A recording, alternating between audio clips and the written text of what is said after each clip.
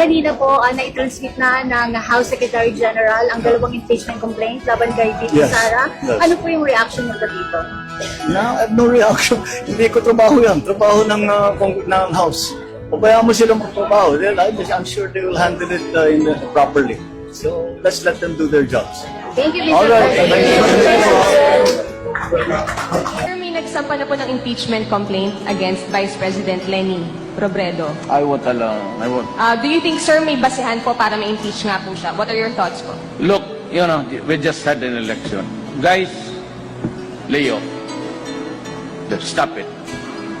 Can do other things, but do not tinker with the structure of government. I will not countenance it. Elected yung tao.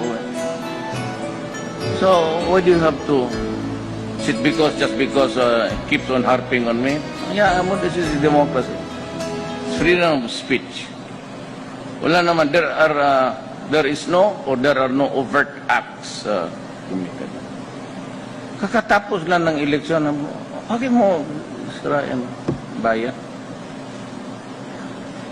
Okay, ako, malay mo ako, baka hindi na ako magising bukas sa bangungot, okay na. Siya naman, pero you create trouble there po.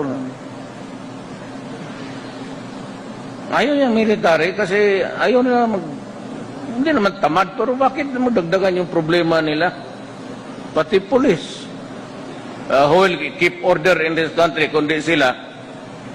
Ngayon magsabi lang, hindi lang natin magsabi lang, mga to gusto ng gulo. Gusto talaga ng basagan ng ulo. Maganda na nga ang buhay kakatapos lang ng eleksyon.